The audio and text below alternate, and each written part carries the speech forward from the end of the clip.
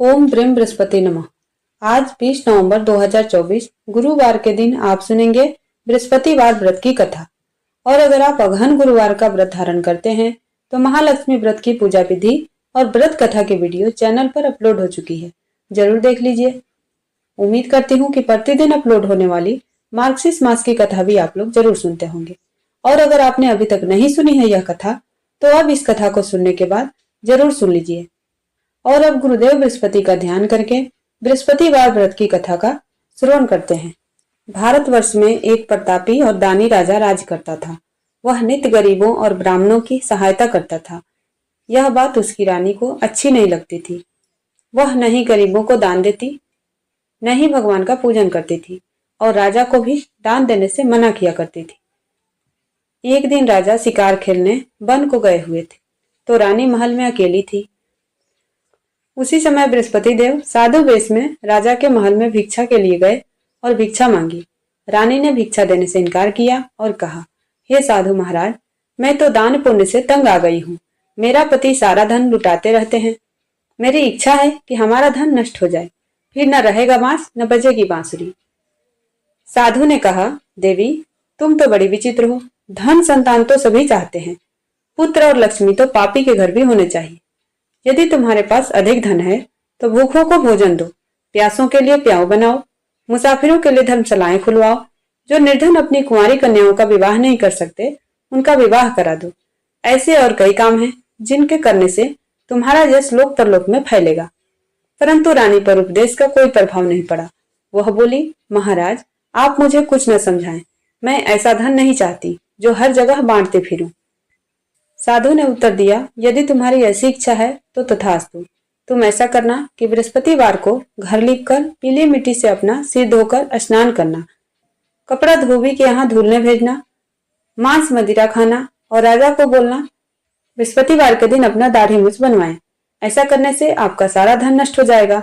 इतना कहकर साधु महाराज वहां से चले गए। साधु के अनुसार कई बातों को पूरा करते हुए रानी को केवल 3 बृहस्पतिवार ही बीते थे कि उसकी समस्त धन संपत्ति नष्ट हो गई। भोजन के लिए राजा का परिवार तरसने लगा। तब एक दिन राजा ने रानी से बोला कि हे रानी, तुम यहीं रहो, मैं दूसरे देश को जाता हूँ, क्योंकि यहाँ पर सभी लोग मुझे जानते हैं, इसलिए मैं कोई छोटा कार्य नहीं कर सकता। ऐसा कहकर राजा प्रदेश चला गया। वहां वह जंगल से लकड़ी काट कर लाता और शहर में बेचता। इस तरह वह अपना जीवन व्यतीत करने लगा। इधर राजा के प्रदेश जाते ही रानी और दासी दुखी रहने लगी। एक बार जब रानी और दासी को 7 दिन तक बिना भोजन के रहना पड़ा तो रानी ने अपनी दासी से कहा कि हे दासी, पास ही के नगर में मेरी बहन रहती है। वह बड़ी धनवान है, तू उसके पास जा और कुछ ले आ ताकि थोड़ी बहुत गुजर बसर हो जाए। दासी रानी की बहन के पास गई। उस दिन गुरुवार था और रानी की बहन उस समय बृहस्पतिवार व्रत की कथा सुन रही थी। दासी ने रानी के बहन को अपनी रानी का संदेश दिया, लेकिन रानी की बड़ी बहन ने कोई उत्तर नहीं दिया।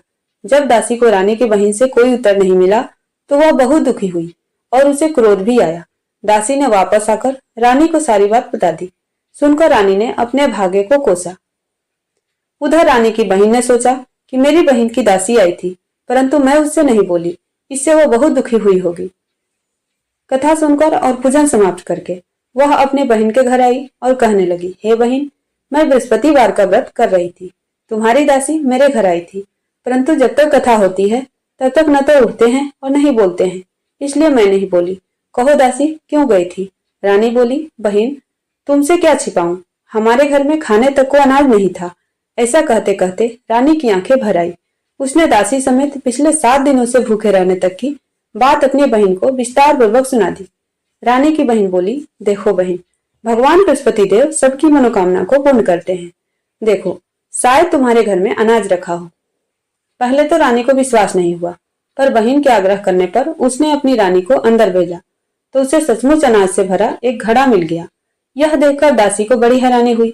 दासी रानी से कहने लगी, हे रानी, जब हमको भोजन नहीं मिलता तो हम व्रत ही तो करते हैं, इसलिए क्यों न इनसे व्रत और कथा की विधि पूछ ली जाए ताकि हम भी व्रत कर सकें।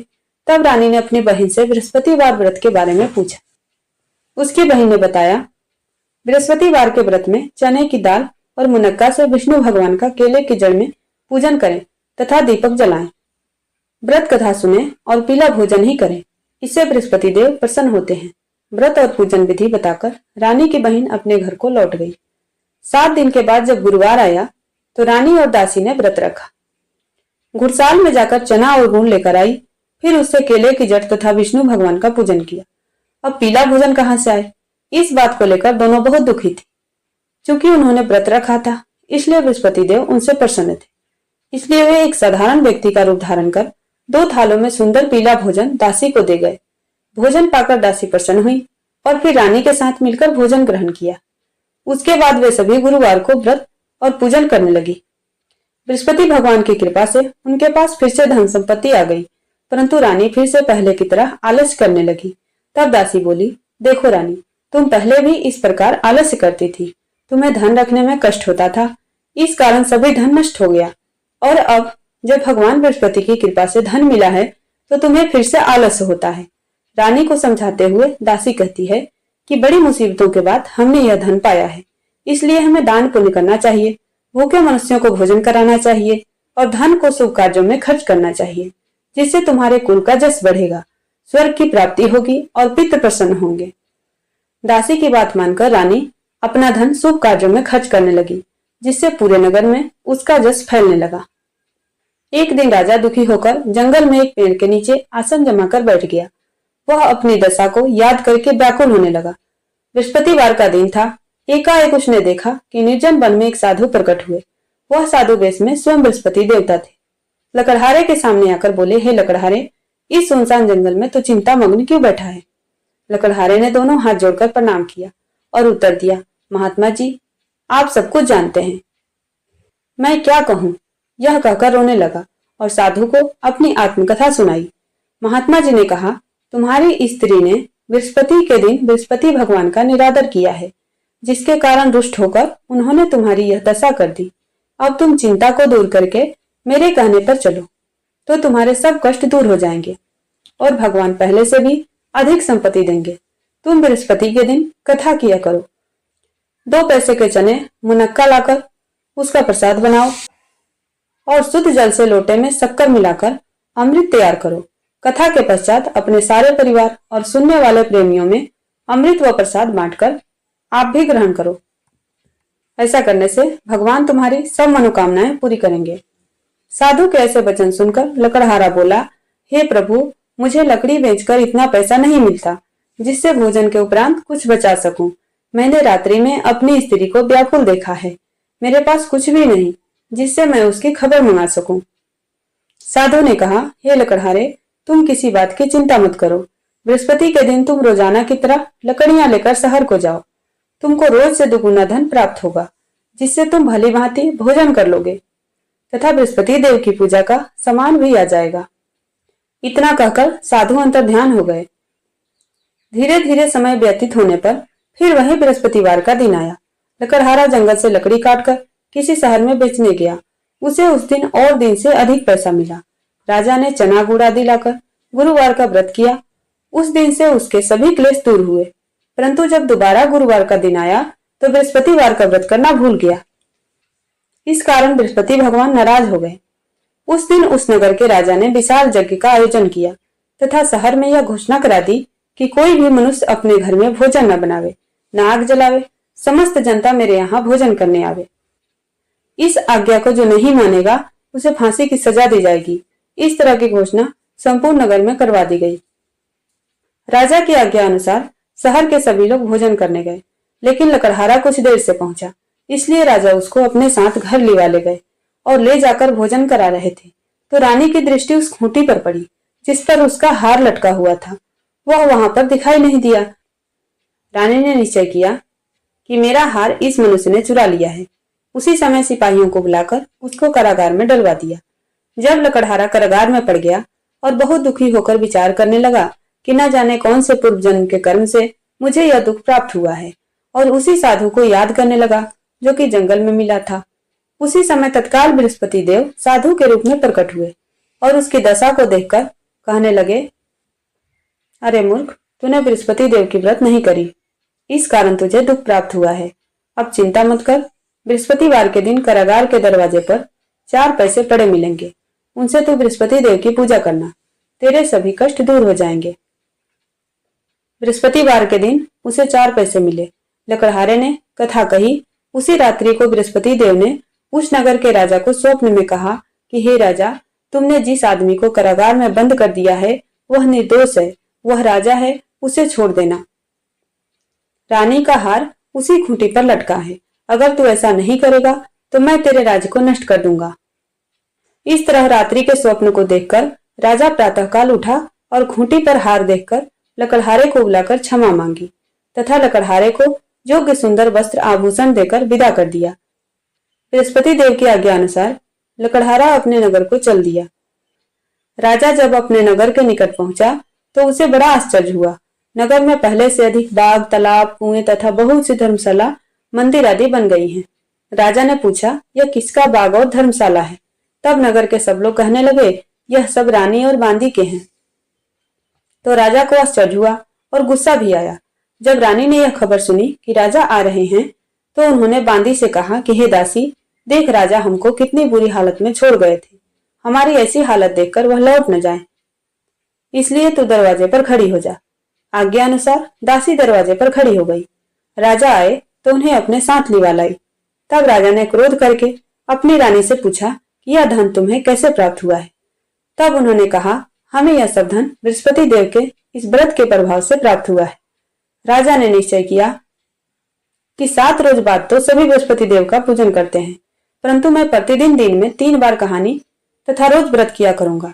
अब हर समय राजा के दुपट्टे में चने की दाल बंधी रहती तथा दिन में 3 बार कहानी गाता। एक रोज राजा ने विचार किया कि चलो अपनी बहन के यहाँ हो आवें।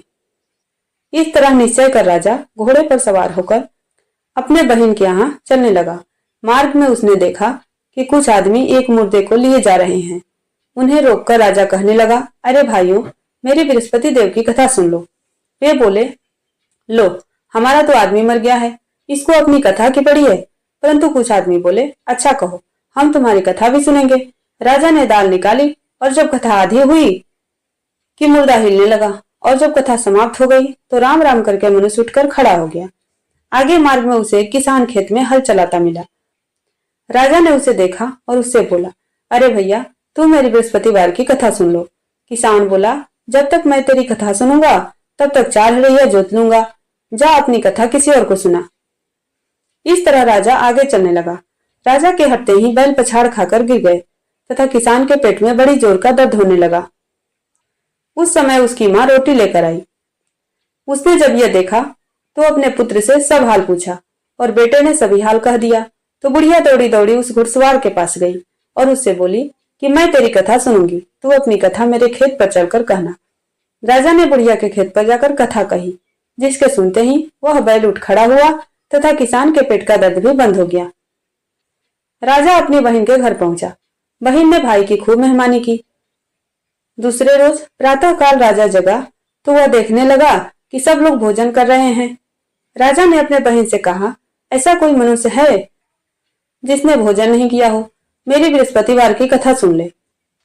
बहन बोली, हे भैया, यह देश ऐसा ही है कि पहले यहाँ लोग भोजन करते हैं, बाद में अन्य काम करते हैं। अगर कोई पड़ोस में हो तो देखाऊं। वह ऐसा कहकर देखने चली गई, परंतु उसे कोई ऐसा व्यक्ति नहीं मिला जिसने भोजन न किया हो। अतः वह एक कुम्हार के घर गई जिसका लड़का बीमार था। उसे मालूम हुआ कि उनके यहाँ 3 रोज से किसी ने भोजन नहीं किया है। रानी ने अपने भाई की कथा सुनने के लिए कुम्हार से कहा। वह तैयार हो गया। राजा ने जाकर बृहस्पतिवार की कथा कही, जिसको सुनकर उसका लड़का ठीक हो गया। अब तो राजा की प्रशंसा होने लगी। एक रोज राजा ने अपने बहन से कहा कि हे बहन, हम अपने घर को जाएंगे, तुम भी तैयार हो जाओ। राजा की बहन ने अपनी सास से कहा। सास ने कहा, हाँ चली जा, परंतु अपने लड़कों को मत ले जाना, क्योंकि तेरे भाई को कोई औलाद नहीं है। बहन ने अपने भाई से कहा, हे भैया, मैं तो चलूंगी, पर कोई बालक नहीं जाएगा। राजा बोला, जब कोई बालक नहीं जाएगा तब तुम ही क्या करोगी? बड़े दुखी मन से राजा अपने नगर को लौट आया। राजा ने अपनी रानी से कहा, हम निर्वंशी हैं, हमारा मुंह देखने का धर्म नहीं है और कुछ भोजन आदि नहीं किया। रानी बोली, हे प्रभु, बृहस्पति देव ने हमें सब कुछ दिया है, वो हमें औलाद अवश्य देंगे। उसी रात को बृहस्पति देव ने राजा से स्वप्न में कहा, हे राजा उठ, सभी सोच त्याग दे, तेरी रानी गर्भ से है। राजा की यह बात सुनकर बड़ी खुशी हुई। 9वें महीने में उसके गर्भ से एक सुंदर पुत्र पैदा हुआ।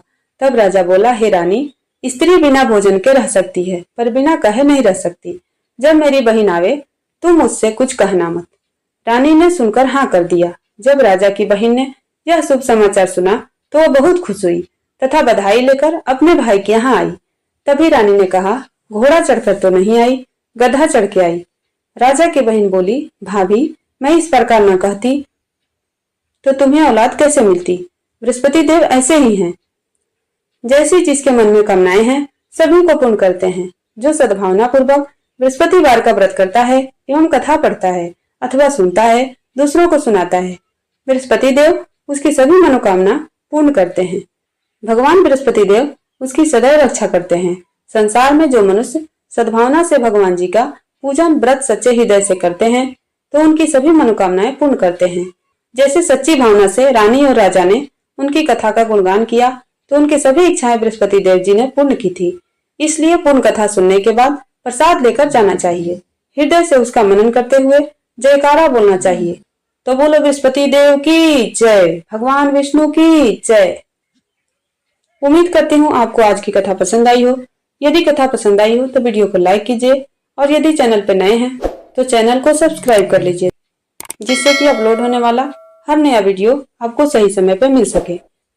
मिलती हूँ आपसे एक नए वीडियो के साथ, तब तक के लिए राधे राधे।